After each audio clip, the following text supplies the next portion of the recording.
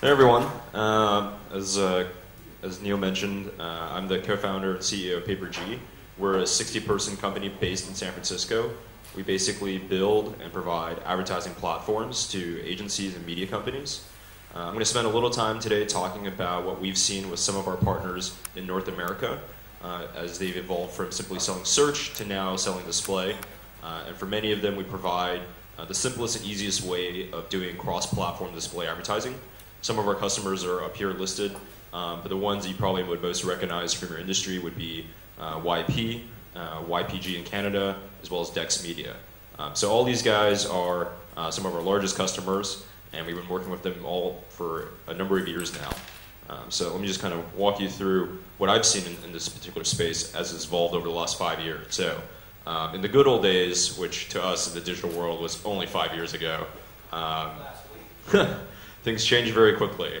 And display went from a very linear process where a client would be able to tell you, hey, I want to run a campaign with you. That team then tells the production team to build the campaign, and it can all get built and flighted within a week or two.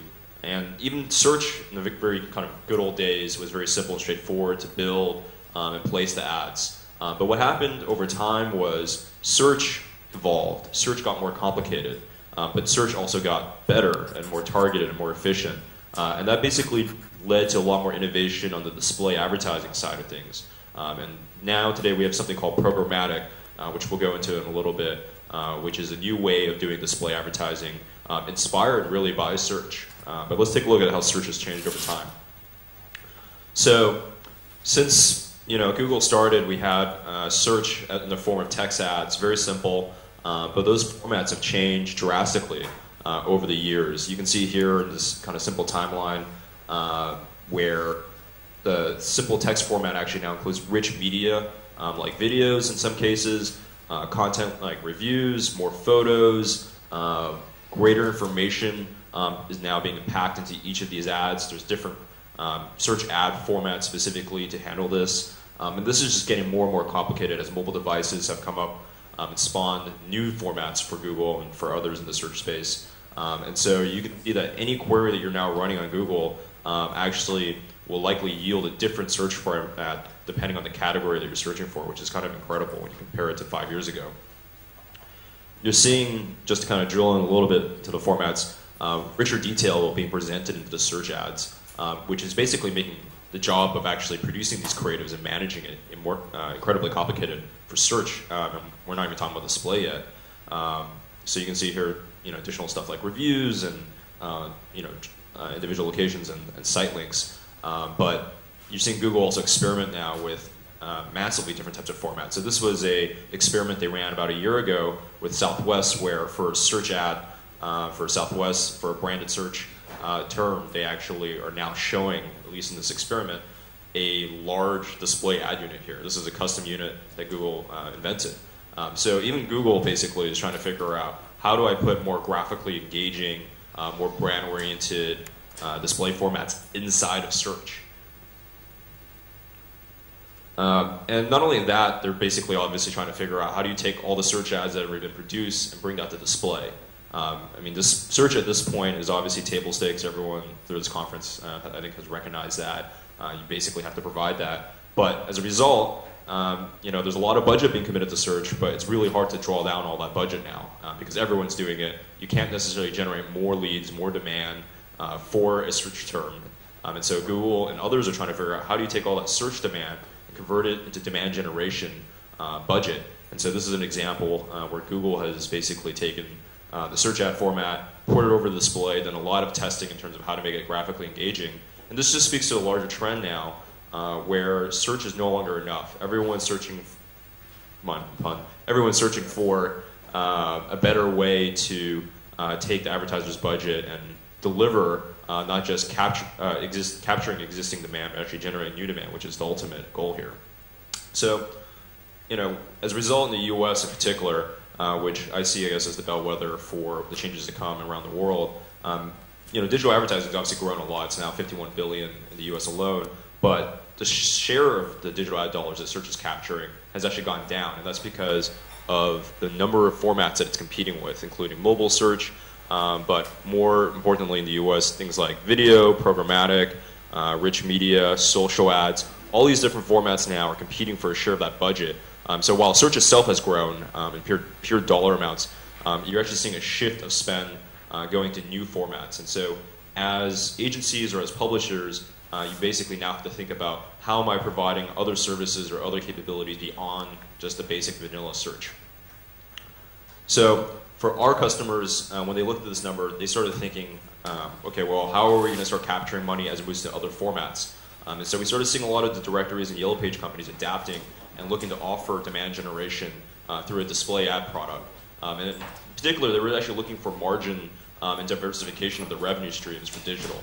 And so right now, for a lot of our partners, an interesting stat is they're seeing typically 60% plus gross margins on the products being sold for display, which is much more comparable, obviously, to the print margins that they were used to in the old days. Whereas for search, you're obviously typically seeing much lower margins because it's a highly competitive industry. You're placing the ads in only a handful at best, realistically one inventory source. Whereas for display, pricing's a lot lower, it's a lot more competitive on the supply side. And as a result, as an agency or a publisher bundling that and selling that to the SMBs out there, they're actually able to command a pretty hefty margin on these products. And so they're actually looking at display not only as a new source of growth, but actually as a new way to actually increase the overall margins on this on digital as a whole package. And so they've been searching for these sort of products and been finding out that it's obviously very complicated to do, but if you can get it right, it can be a fantastic business to be in. So let's talk about display and what's kind of so new about it. In many ways, obviously, it's the original digital advertising, and so in many ways it's the oldest, but what's changed is this concept of programmatic display. So programmatic refers to machine-executed buying, selling, targeting, placement of the ads, whereas in the old days, it was all done by people and done much more manually. So if you could imagine search, if it wasn't implemented basically programmatically, you would have to send an insertion order for every search ad that you're going to run. And that's the way that display used to work. And that obviously isn't entirely scalable. It doesn't work for smaller advertisers. It's quite costly. But basically what changed was people in the display industry saw the search industry and realized that there was a lot of good things to take from it. Things like biddable media, things like highly targeted capabilities, things like letting the auction run to actually determine what is the best advertisement, who's the highest paying advertiser, rather than having that being done offline, not in real time, by people. And so taking those concepts, people have basically built out this whole industry around quote-unquote programmatic, which has now grown significantly in the US alone, which is about, today, I think people are citing about $12, $13 billion. But actually, worldwide, this is a phenomenon that we've actually seen as well. And so we're seeing customers, not just in North America, but elsewhere, looking for a way to provide demand generation in a manner similar to search. And so programmatic is the way that people are able to offer that capability.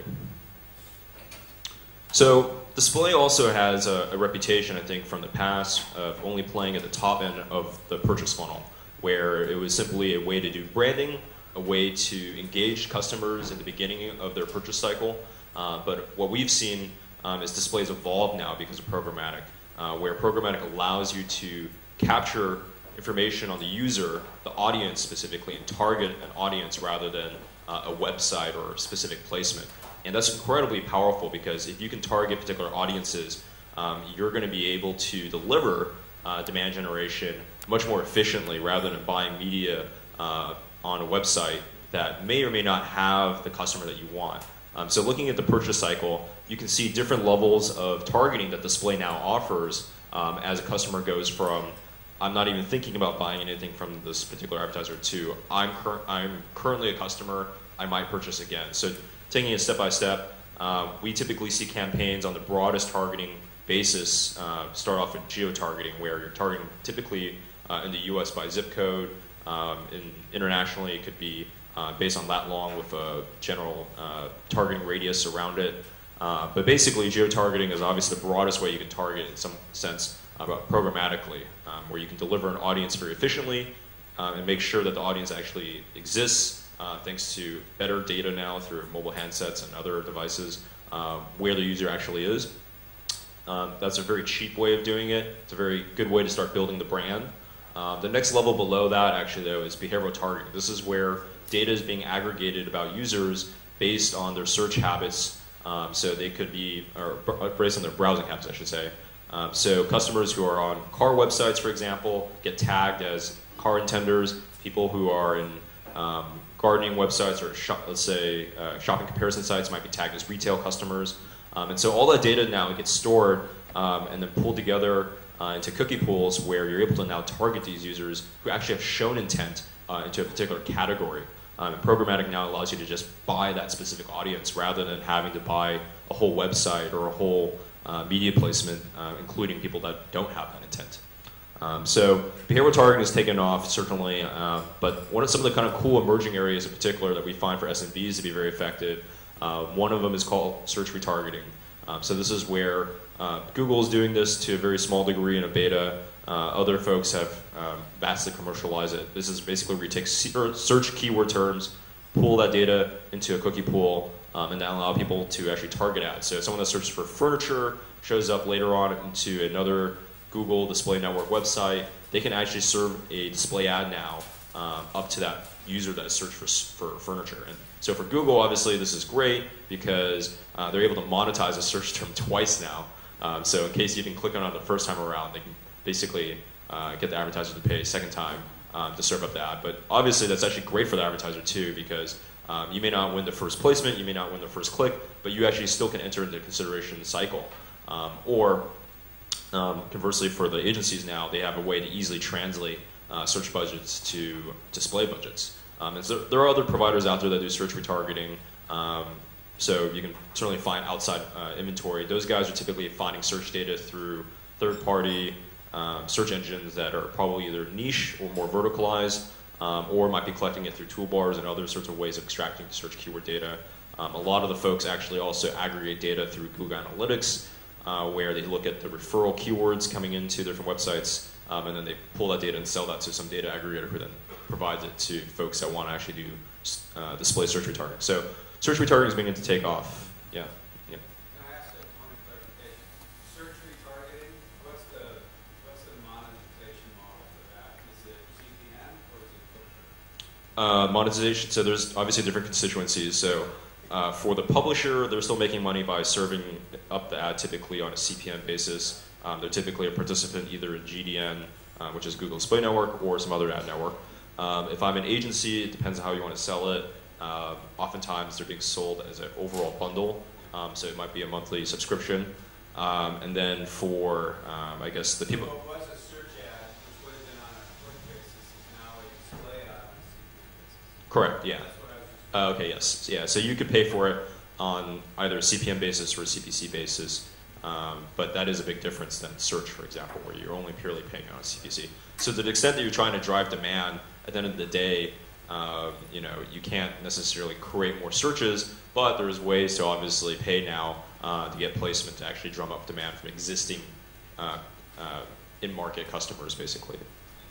So the level below that is site retargeting, which I'm sure a lot of people here are familiar with, where after you visit a website, you get tagged as a visitor, and they're able to serve up an ad to you, whether it's on the open internet or on Facebook specifically. And obviously, this is a very effective technique being used, and certainly for SMBs in particular, we have found that it resonates with them, A, because they can actually find and see their own ad very easily, because they typically visit their own website and get tagged. But also, they're actually finding incredible value from it.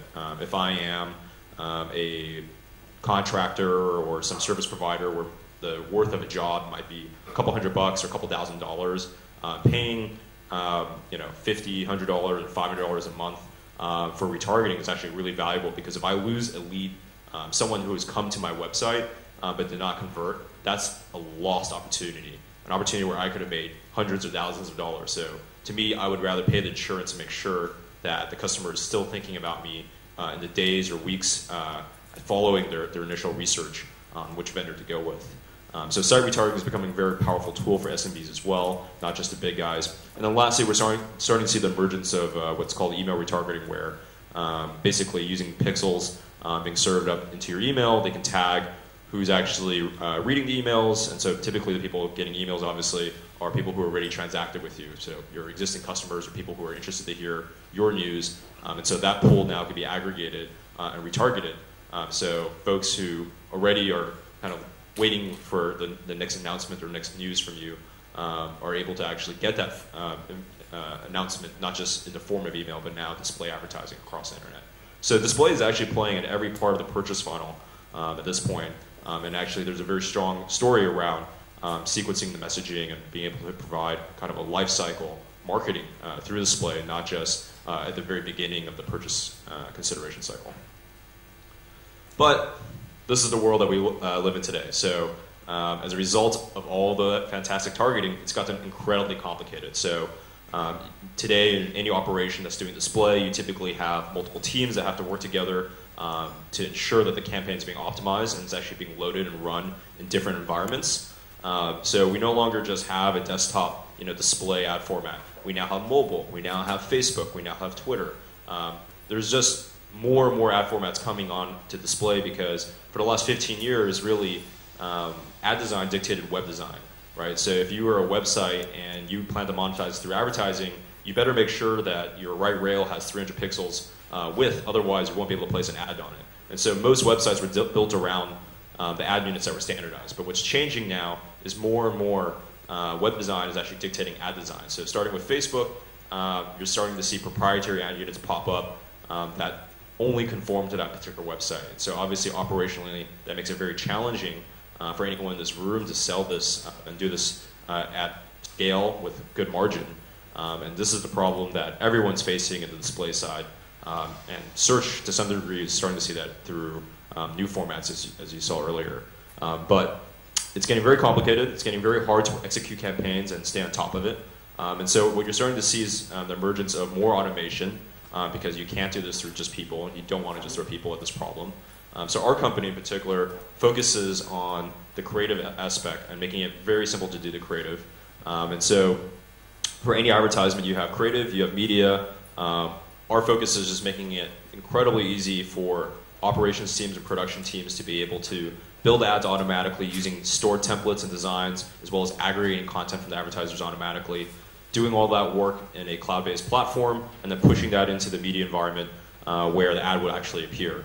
And so we're trying to make it much simpler, but this is a very complex product to actually offer to any customer, even though you start off with 68% margins selling this product. If you start using people, that quickly just gets cut down very fast. So anyone that's looking to offer display to small and mid-sized advertisers really have to think about how you're going to automate the creative aspect in particular, because the media now has gotten very efficient where you can bid based on individual consumers or individual impressions, so it gets very fine-tuned. You can do budgets as low as $100 a month. Most of our customers are typically spending more like $500 to $1,000 a month. So it's getting much more efficient and smaller to buy the media, but the creative doesn't get any cheaper right now because someone still has to make it. And so if you're still spending a few $100s on the creative, it gets very difficult to actually operationalize display advertising. So what we focus on as a company is automating that side of the house so that you can just get creatives really as a software as a service and just pay for it as you use it rather than each chunk of creative that you need to use. So what's the consequence of all this? Well, display is now becoming the first thing that people are beginning to sell in many ways.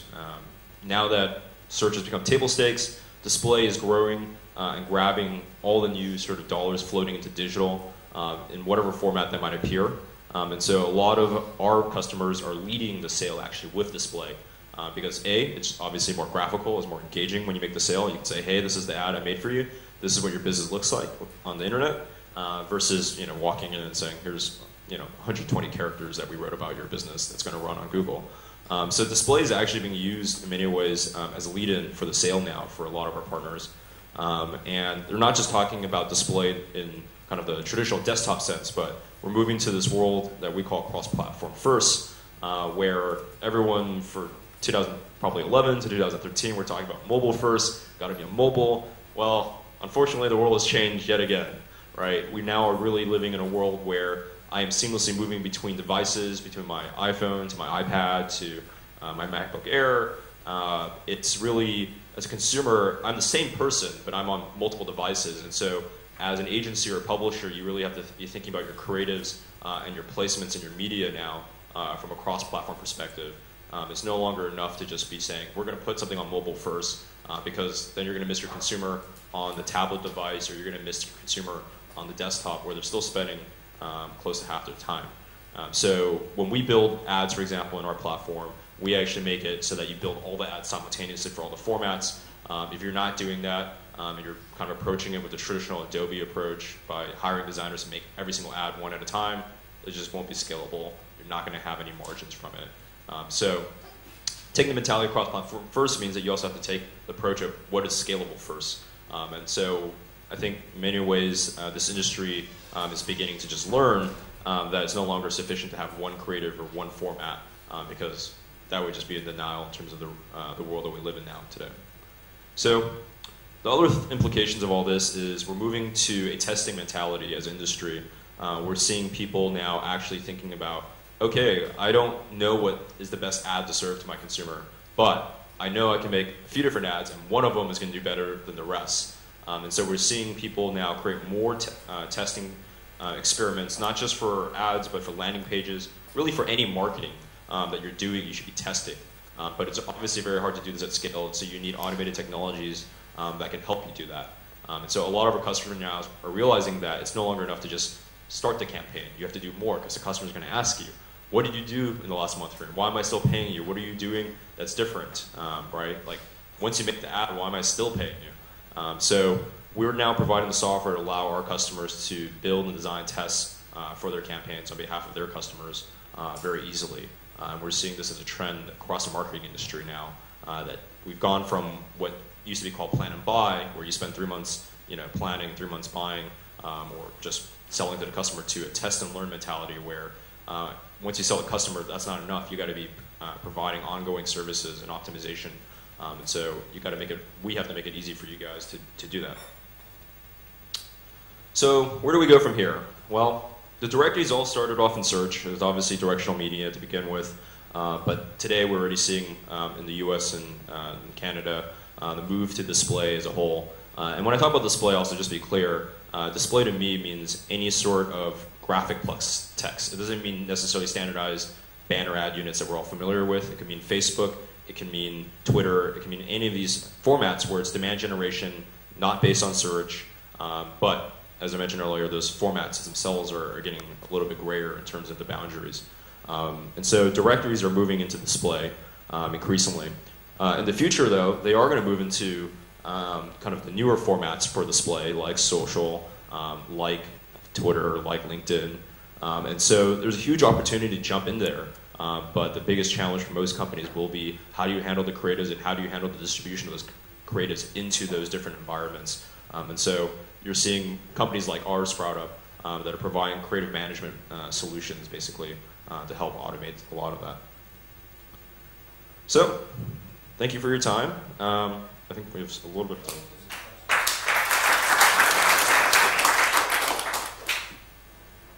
Do we have any questions out there? How many of you are doing this for your small and medium-sized business customers? Asaf, is it working? Yeah? How many? Retargeting works? Yeah? Well, that goes back to the Yellow Pages day, because the first thing a customer would do when a book got published is they'd go make sure their ad was right, and they could touch it and feel it.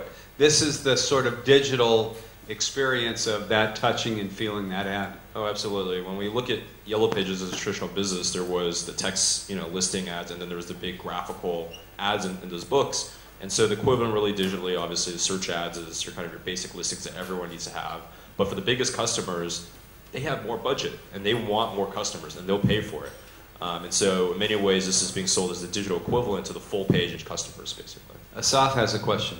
No, not a question. I mean, the challenge for the SMBs is because they have very low traffic. So it's not really valuable to retarget just a few visitors. What we can do in our industry is just paint all of the traffic that goes to a certain intent, to a certain tag or category, and retarget all of that volume, and then we can get really great results. Yeah, so to that point, there's basically site level retargeting, as you mentioned, is very difficult when you only have 50 visitors a month or 100 visitors a month. In particular, if you're just using Google to do that, it's very hard because Google only will see somewhere between 60 to 80% maybe of users. And if you're looking for a needle in the haystack, you need as much help as you can get, obviously, to find that needle. So we really advocate that when you think about retargeting, that you're looking at providers that are looking across exchanges and different inventory sources to be able to do that. For a lot of the SMBs in particular, I think the story of why you would still do retargeting even with low site traffic would have to then be because the value of each lead is so high, right? So it wouldn't necessarily be true, I think, for someone that's selling stationery or knickknacks necessarily, but it does hold true for if I'm a lawyer and a DUI lawyer, and each of those leads are a couple $100. We definitely see the value there. To your point about aggregating the overall interest in categories and creating category level retargeting, that's basically search retargeting. And so some of our partners, in particular the directories that own their own owned and operated websites that actually have a fair amount of search query volume, they actually have used what's known as a data management platform system to tag all those users, aggregate it into a segment. So for dentists in this particular city, that's a search retargeting segment that they themselves can use as an advantage. And so that's one way that Yellow Pages that have consumer traffic can actually create a proprietary advantage that others can't tap, because Google's search retargeting program is in beta, it's small scale, it's very hard to use, very hard to get access to. And so right now it's kind of a prime opportunity for anyone that has that consumer traffic to actually create an advantage. I think Greg has a question. Yeah, this is a follow-up, and you sort of started to answer it. If there are a number of people in the industry who are advocating sort of letting go of the consumer side of the business, just be it an agency or a sales entity. But what you're describing, this whole sort of world of retargeting, presupposes a consumer site visit, that you have a consumer that you've seen and then can retarget subsequently. You mentioned Google as an early beta source if you don't have your own traffic. Are there any other options for people who have declining traffic or don't have their own traffic? Yeah, so if you don't have your own traffic, you probably have to rely on third-party providers. There's different companies out there like Exalate, BlueKai, Chango, Simplify in the US. They all have different sources for the information, different qualities of accuracy, different levels of scale. But those are your general options.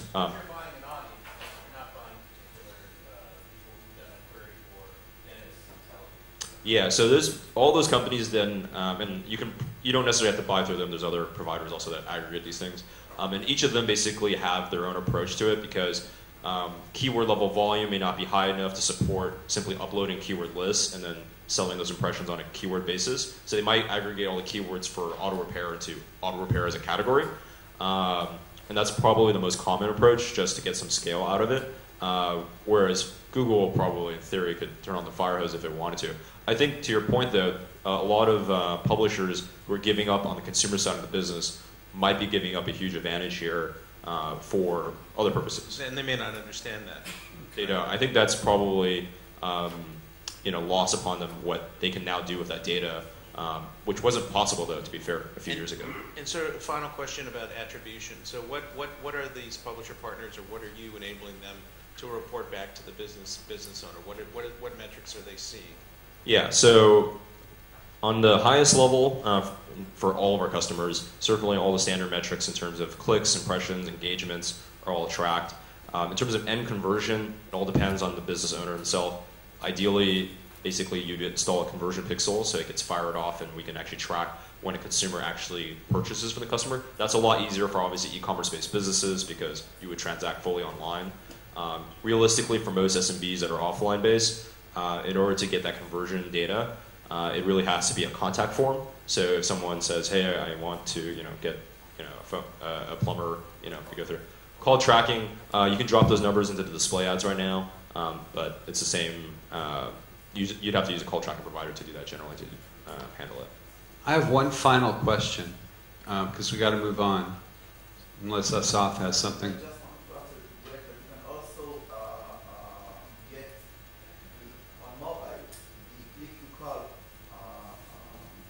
Yeah. So you know the SMB received the. That's a great point. So on mobile in particular, there are additional capabilities. So the two best ones to highlight properly for this audience would be click to call. So that's immediately available through the phone, and we track that and provide that. It's probably the most powerful metric, especially for businesses that get most of the leads anyways through phone. And the second is actually click for directions.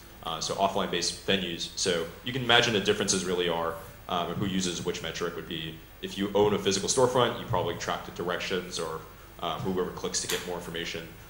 Whereas if you are primarily a service provider that goes on site, you're probably relying on the phone metrics. Quick question. How hard is it to get the rep engaged in selling this stuff? Oh, we've actually had a really easy time, but the truth of it is because our technology makes it so easy. So basically you just type in a business name and address in our system. We crawl the business owner's website. So you have to have a website, yeah. But you should if you're going to be running any digital advertising Right. website. It would help. Wouldn't help otherwise. And then we build the ad automatically.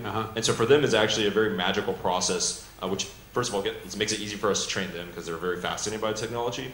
But then when they sell it to the customer, it's also very engaging and it helps kind of the theater of selling. Yeah. And so we've actually had a very easy time getting to sell it. But at the same time, it is a new product that you're adding to the lineup. And then you have to think about how does this fit in the whole overall story with search. So that's probably the hardest part of implementation is thinking through what is a full story that you're going to present to the customer and what you're going to do now. Is it a full life cycle marketing story? Is it display as a separate product that you can buy a la carte? And so different partners have implemented it differently. Okay. What is your business model with the publishers? You charge for media buying, you charge for what? The question is, what's Victor's business model for the publishers? So we basically have two parts of our business. We have ad creation and audience extension. You can use those for one or both. Ad creation is a SaaS fee based on the volume. So depending on how many sales reps and campaigns you plan to run, it's a monthly fee. And then for audience extension, it is a percentage of media typically. So some of our partners use us just for ad creation. Typically our partners that do that would be media companies that have a lot of their own and operated inventory. So you might be like a broadcaster or a newspaper that does that. And then audience extension, oftentimes the Yellow Pages or directory companies and agencies use us for that as well. And that's because they typically don't have as much media inventory, and so they have to actually purchase it elsewhere. And programmatic is the reason why they're able to do that now at scale without a massive media buying operation. So there's a lot of providers that do provide that service too. Yeah, so we provide that capability, what's known as the demand-side platform. There's other companies that you can certainly use for that capability. At this point, it's kind of a commoditized service. All right, we're going to wrap it up right there. Victor, thank you very much. Another round of applause for Victor. And I think it's Greg Sterling.